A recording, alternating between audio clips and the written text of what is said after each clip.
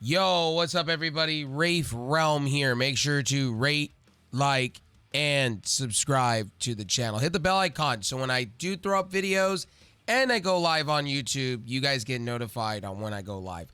Now, if you're on other video platforms, same principle. Just make sure to be following or subscribing and hitting a bell icon. And make sure to comment down below if you like these videos. Now, in my show notes down below in the description, everything, the description, everything's being updated. If it hasn't been updated, I will make sure it's updated in the future of things. I apologize. Some things have been updated, some things haven't. Give you guys a little status update on my channel. It's been chaotic. I was dealing with my co-host of Sam Zone Sports acting a little erratic over things and making decisions that I don't support, and then having to clean messes and going into trenches all week, last week and the other week. That's why wrestling content here on this channel has been a little sporadic, and then I had to catch up on hours for my partnerships on Trovo. It's just been a mess. It's been a mess that I didn't ask for. It was white noise that I didn't need. And I kind of took today off just to kind of clear my head, because a lot of it's just been a nightmare, to be honest with you. And then, I went on stream yesterday and probably buried myself, but at the same time, I was just tired of dealing with it all. And I just lost my mind for a moment. And I apologize to my main community members for that. So I just wanted to clear the air with that real quick before we get into this review. Let's talk about Monday Night Raw. Let's talk about it. Let's talk about this, the go-home show for WrestleMania, man. WrestleMania 39 is heating up, and I will honestly tell you, WWE knows how to build up for big pay-per-views, or Monday Night Raws and SmackDowns, to build up for these big pay-per-views like WrestleMania, like Backlash that's going to be in Puerto Rico. I guarantee they're going to hype that up too, because that's the first major show in Puerto Rico. And, again, I'm going to keep saying this. WWE does sometimes better than AEW in certain aspects of things. AEW the last couple of weeks have been a little stagnant and done things that I'm just not a fan of. And they really need to bring in some new people into AEW and kind of fresh some of the storylines up. And here in WWE, you're kind of getting that hype. For instance, tonight, Cody Rhodes, Solo Sikoa, great match. How it ended, perfect for me. Solo Sikoa will be the future. I see that now. Maybe he'll fight Cody for a belt, as some of the Wrestling Observer are saying, and I've been saying, and a lot of the dirt sheets have been saying. Or it'll be Roman and Sikoa. I'd be okay with that. Family versus family. I get that. You know what I mean? So I'm okay where they're going with Solo Sikoa. I'm okay with him taking a loss tonight the way he did. It was a little bit gimmicky with, Sammy and maybe KO coming out and, the Usos, but, in the boss man, Paul Heyman, it was okay with me. I was all right with that. You know what I mean? I will take that any day of the week. It was a little bit gimmicky. It was a little circusy, but, I'll take it. You know what I mean? Great main event, though. Beginning of Raw, I didn't care for Miz TV. The Miz, I just don't care to open up shows. I know he's going to be the host, and Pretty Deadly's going to be on the other side for Stand and Deliver. Don't care for those acts, to be honest. Pretty Deadly, I liked at first when they came from NXT UK over, and it was great. They had Lady Lash, or whatever her name was, behind it as a manager. It worked great. These guys on their own, it's just like same thing with Miz. Miz needs Maurice, and it's just Miz is just getting old. It's getting old. He's not an A-lister. He needs to be fighting in matches, not hosting things and taking a step back. It falls a little flat for me. That was the weak point of the show. Some of the other things like, Ali and Seth Rollins, that was okay. Ali, I don't know what they're doing with. Ali's been kind of a joke as of late. And Ali should be fighting for a United States belt. He should be fighting for an IC belt. He should be maybe in a tag team. Where's Mansoor? Where are these people that you hyped up for this whole Saudi Arabia deal thing that you guys had going on? Where are these talents that you were supposed to be bringing up? Where you know what? Honestly, I'm just gonna say this. Put Ali with what's his name in NXT. Put him with the Jobby whatever group that they got going on. over there. You know what I mean? Jinder Mahal, I should say. And, that's where they need to put him. Put him with Jinder Mahal. That's not me stereotyping somebody. It's me saying that I like Jinder Mahal. I do. I like the idea of what he's doing in NXT. Put Ali there and make them into like the Four Horsemen, or call it the India maybe, or the Saudi Arabia. I don't know, Four Horsemen or something. Make it into something. Make it a faction. I want to see Jinder Mahal come back to WWE. He wasn't bad. It's just the way they booked him, the way the fans had the perception. And with all this Saudi Arabia stuff going on, it's not looking good for WWE, and that's why they get the bad rap they do. And it's ever since 2001. And then again, I love Jinder Mahal to certain extents. I think he's good talent, but he gets the rap like Cesaro does at times, where it falls flat. And I feel the same about Drew McIntyre, and Ali could be something really better. I think Ali, they're making him look like a circus act, a carny act, and I think personally he should be dressing up in suits, kind of coming out like El Phantasma, and having a presence within that division. This is where a cruiserweight title should be in play. I'm not asking for 205 Live to come back, maybe a light heavyweight title.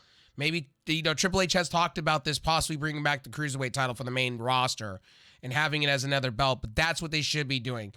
And that's one thing about AEW I do appreciate when it comes to the international title, the TBS title with the women's division.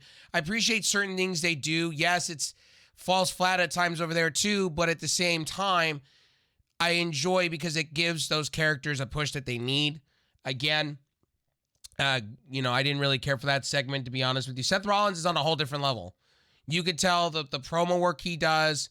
You can tell he's on a whole different plane, and him and Logan Paul complement each other at this point. I am more excited. I'm more built up for a non-title match between Logan Paul and Seth Rollins than anything else on the show, really. Honestly, really, I could care less about Cody Rhodes and Roman. Do I want to see Cody Rhodes win? Sure. But at the end of the day, it doesn't have me. It doesn't have me captured. This whole Seth Rollins and Logan Paul and the whole like kind of big box fight feel kind of to it, like the boxing feel to it, kind of with the wackiness of a Seth Rollins, it works. The match itself between Mustafa Ali and Seth Rollins, I can go in through every move, but to be honest with you, Seth Rollins winning. Again, I just don't understand why they're giving Mustafa Ali a burial. I think it's really interesting how Triple H says, oh, well, we're going to push talent when talent is hurt, and excuse me for that, you're burying him. You blew it.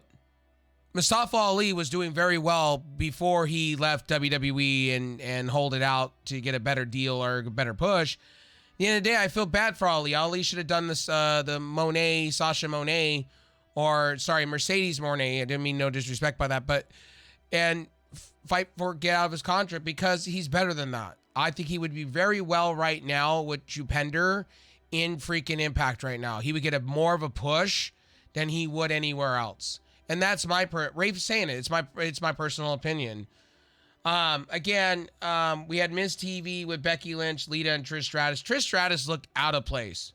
I don't know about you guys, but Trish Stratus, did she get her boobs done, or is she pushing that up to make them look bigger? Did she have her boobs done again? Or, because the last time I checked, she had them decreased and took out the actual fake boobs and went with her regular boobs. So, to me, it looked like she had fake boobs going on and looked out of place. It looked like a heel turn's coming, and I know they're going to do this. They're going to do this at SummerSlam. Her and Becky Lynch is the rumor to be faced, the main event of SummerSlam or the co-main event. Again, as I said before, I like Trish Stratus. I wanted to see her turn heel. She has turned heel in the past, but she's always been face. So to me, it just looked like Trish Stratus was out of place to me. And I get why Trish Stratus and Lita are back because of Mickie James get me doing this, and so can Gail Kim. Or, a lot of these wrestlers almost at 40, 45 doing this. Why can't they? Satomura's doing it. They're all good looking. They're all healthy. They all look good. Trish Stratus aged a little bit. So has Lita. Lita has aged more than anybody, but still has got it to a certain extent. If Lita can give me 60% of herself than she was originally, I'm okay with that. Same with Trish. If, you know, again, you're not looking for these two to come in. You're looking for them to enhance talent. Again, I don't know why they're here to enhance Becky Lynch. Becky Lynch doesn't need that push. Who would really benefit, and I thought they were going to go this way, was having Trish Stratus part as Damage Control, because Damage Control has been god-awful since the very start. And Bayley has not saved that. Tonight's promo legitimately went to Becky Lynch. Becky Lynch slayed the crap out of out of Bayley, hardcore in the paint. And it was bad. It was just really, really bad, personally. It was like, it was just depressing to watch Bayley just getting slayed. It was just, Bayley's great talent, but there's times where Bayley just falls flat. It's kind of like Cody Rhodes. Whoever is writing for these people, or if they're scripting for themselves, because I see a lot of these wrestlers on Raw and SmackDown scripting for themselves. Triple H is kind of giving them the edge to do so. But I feel that they get lost in time where they're at, and they fumble. And then you could see who does their homework and is really good at doing promo work. Again, this one goes to Becky Lynch. Becky Lynch slayed Bayley here, and Bayley just looked like same as the other week when, you know, Cody was trying to do a promo, and you could tell he wasn't all there with it. You know what I mean? So they had a match. Becky Lynch. This match went the distance with Io Sky, okay? Io Sky is great talent. You do not want to see her go back to Stardom. A lot of these talents are going back. It was Kairi, Io, and Kana, which is now Asuka. And then you had Saraya that came over from New Japan / Stardom. And now she's going back to Stardom because she didn't like what was going on with WWE, supposedly. Or they didn't, you know, she wanted to go back to Japan or whatever it was. She was grateful. She was just grateful for the opportunity, but at the same time, I don't blame her for going back. There was nothing there on their main roster. She's going to be a circus act. And Io Sky, they don't value her. They don't value her with Dakota Kai. You could see they're just there to be there. Like Triple H signed them so they didn't go anywhere else.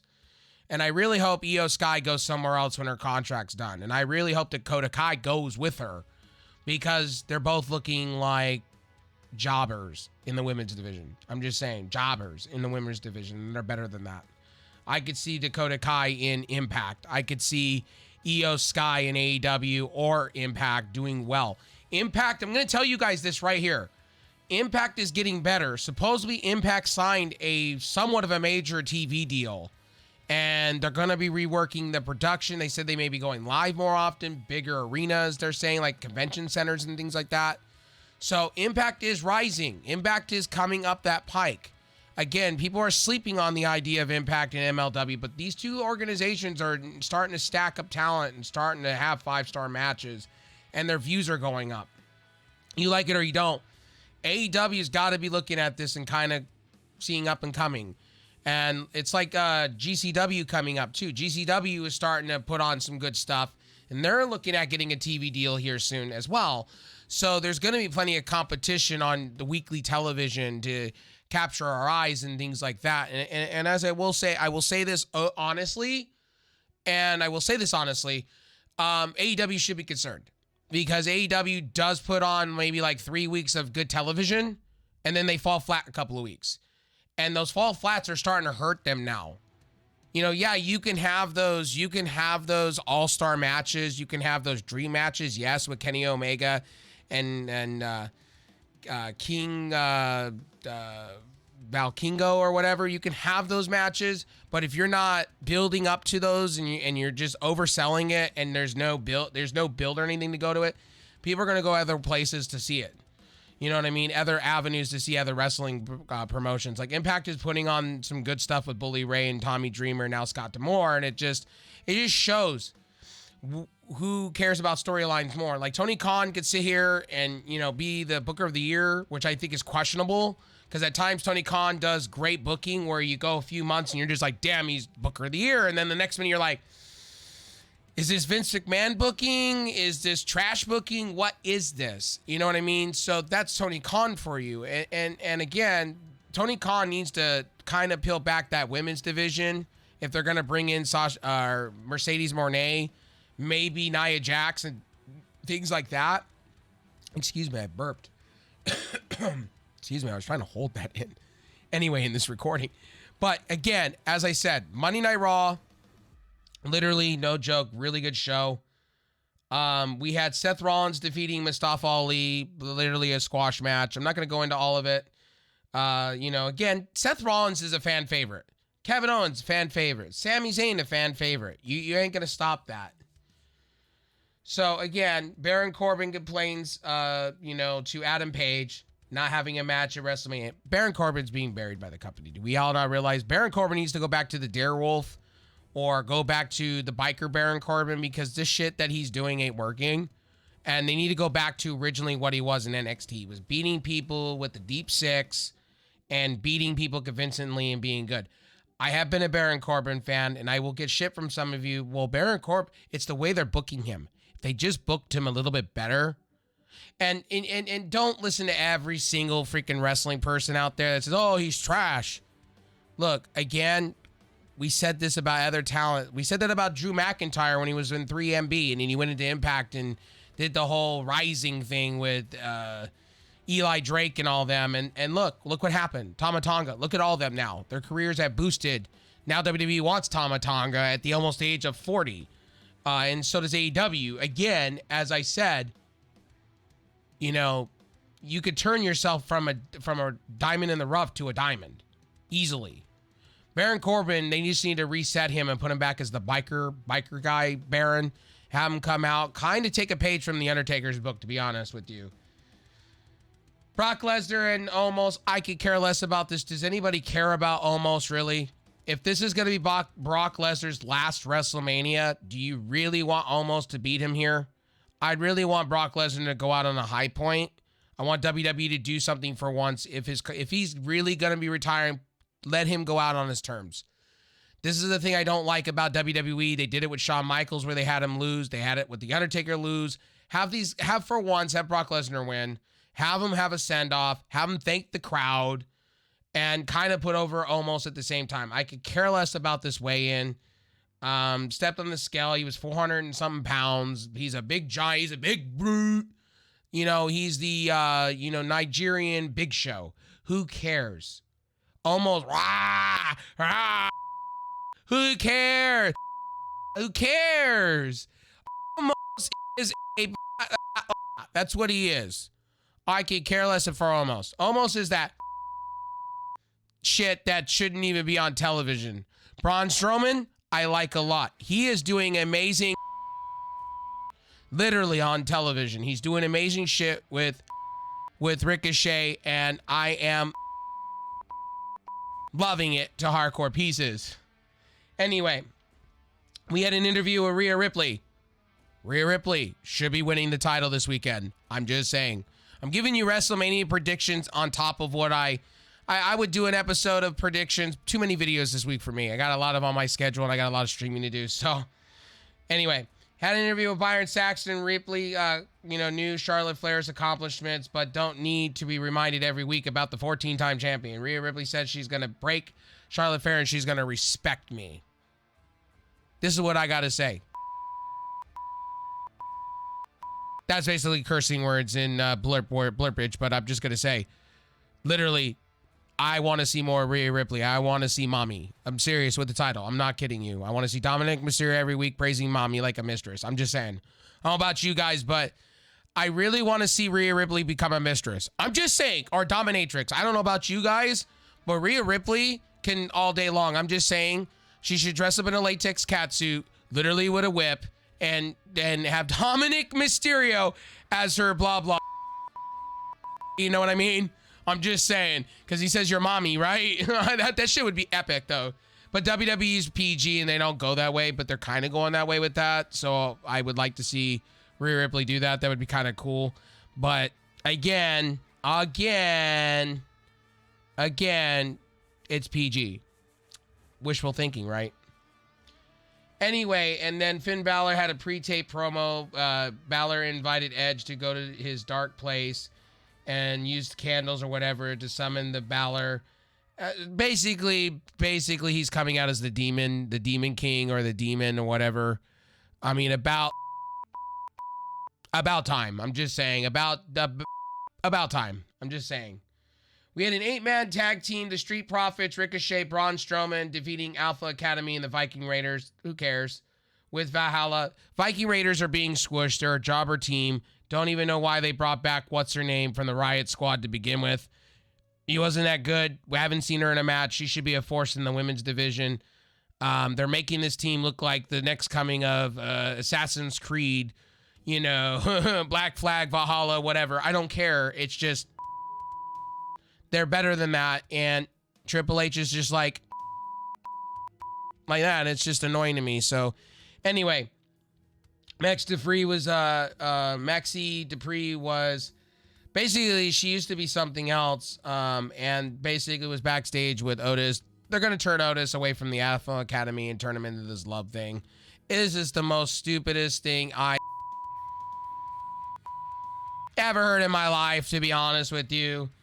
Cody Rhodes had an interview before the match, saying he's going to put himself in a vulnerable position. Rhodes loved being in the position. And he's basically saying, he's ready for the next steps in WWE. That's why he wears the suits. He's ready to go over and be the one and only Cody Rhodes and be the only Rhodes in his family to win a belt of some sort.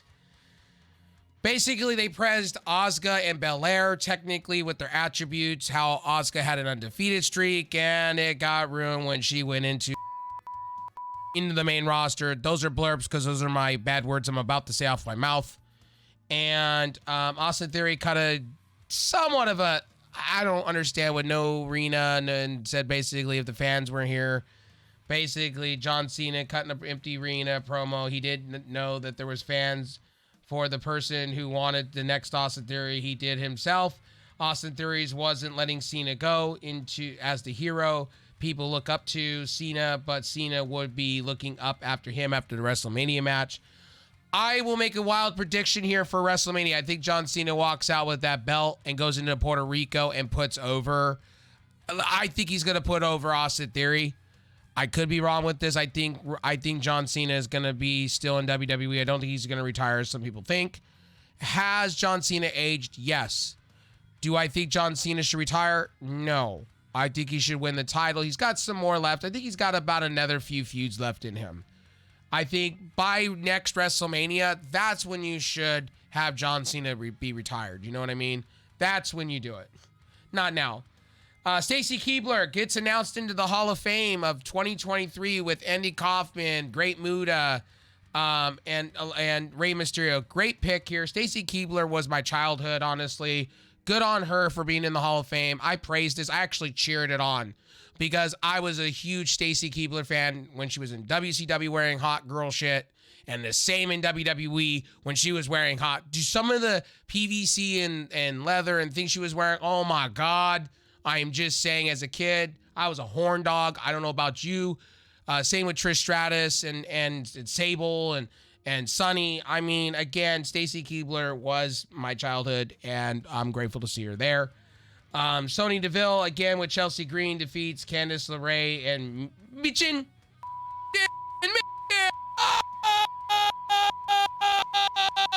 Okay, all right, enough said. Michin's like that. Okay, all right. All right. I know some people are going to be like, what the hell? But yeah, she's like that fortune cookie, not going to lie. Again, I didn't care for this match. Green being Karen of wrestling, who cares? Chelsea distracts the referee. DeVille hits Mia Yim with a cheap shot. Green followed with a unprettier and a pinfall. Win Green and Chelsea. Now they're in the Fatal 4-Way at Mania. Who gives a shit? This was literally garbage. Okay, all right. Now set. All right. Paul Heyman had an interview with blah, blah, blah. Dominic Mysterio cuts a promo. Dominic gets on the mic and he gets booed and he calls Rey Mysterio a lowlife, hitting his own son. He called Rey Mysterio a lowlife for hitting his own son. He humiliated Rey at... let me reword that from my notes. He will humiliate Rey at WrestleMania, and everyone will find out what a failure of a father was. Dom will show...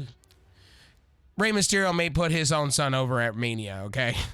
Or is the opposite, and then they go into Backlash, and then that's when Rey really puts Dominic over. But Nub said, Dad, I will never said this out loud. I wish Eddie was my real father. Dom wished Rey never existed because the entire family is a disgrace on the Mysterio name, but that name would be his after WrestleMania. Rey Mysterio defeats Damian Priest convincingly with a 619. Priest was down on the top for a leg scissors takedown, hits a 619. Dom drops him for the top rope for a DQ, and that was that. Anyway, Kevin Owens and Sami Zayn cut a backstage promo. Zayn said it was significant that they were getting their tag team match in Los Angeles. Everyone knows that it, basically a pep talk, a hurrah, hurrah. Basically, they're going to win these titles. Gunther, this was surprising. They had an Intercontinental Champion, Gunther versus Dolph Ziggler in a non-title match. Beats him in 5 minutes. This was a squash match. Dolph Ziggler was just to enhance, basically, Gunther. And it's kind of sad to see Dolph Ziggler. And they're going to be bringing in Matt Cardona, right? Into WWE. That's what it looks like they're going to do. They're going to bring Matt Cardona in, and it looks like he's just going to be an enhancement talent. He's just there for money, what it looks like. Cody Rhodes, again, defeats Soa with the Crossroads again, and then, Sami Zayn and Kevin Owens run out, music, blah, blah, blah, attacks the Usos.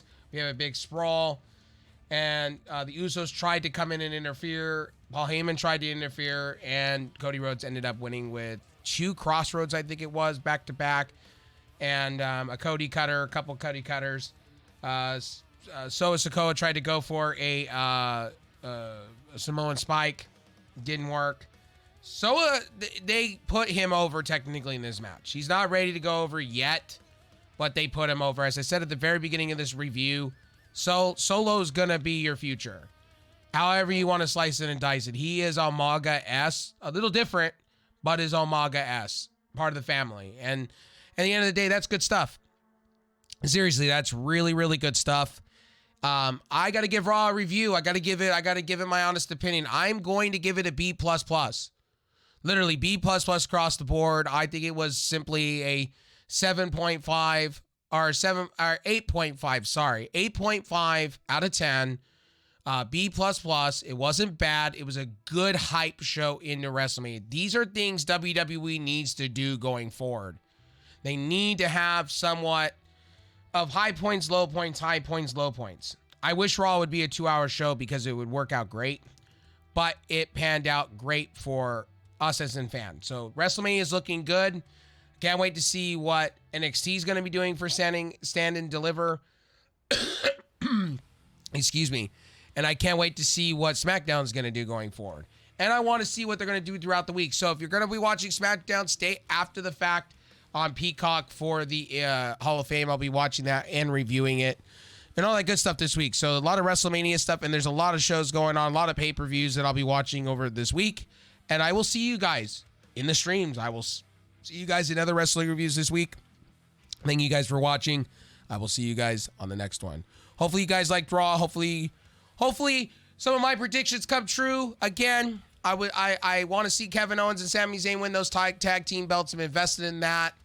I'm invested in Logan Paul and Seth Rollins. I'm invested in really into Rhea Ripley and Charlotte Flair.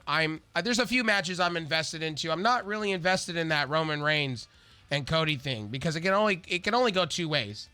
Either it can go Roman winning and holding that belt longer, and then, as they're saying, lose to Solo Sikoa, put over a family member, or Cody wins it anyway, and Solo wins it down the road, or somebody else does. I am invested in Austin Theory and John Cena. I think that's going to be the match that everybody's going to keep an eye out on because, will this be the end of John Cena in WWE? Or does John Cena walk away and then puts him over in Puerto Rico? We're going to find out. We're really going to find out what they're going to do with John Cena. I think that's going to be your opening match to start WrestleMania. I really think. And if I'm wrong, I'm wrong. You know? Anyway, I will see you guys on the next one. Hope you enjoyed this video. I will see you in streams. I'm on Kick. I'm on Trovo. I'm on Twitch. I am also on YouNow. I'm also on Facebook. We are growing on all these platforms, guys, all at Rafe Realm. I multi-stream daily. I'm going to start streaming kind of exclusively here and there to these other platforms like Kick, just to get my following up and stuff like that. So please come out. All my links will be down below in the description. I love you guys. Thanks for sticking around and understanding what is going on within my community and within everything. I apologize for all the conveniences and my tangents and things like that. We're getting back to normal here on the Rafe Realm. So stay tuned for more videos like this, news stories, things like that. I'll see you on the next one. Peace.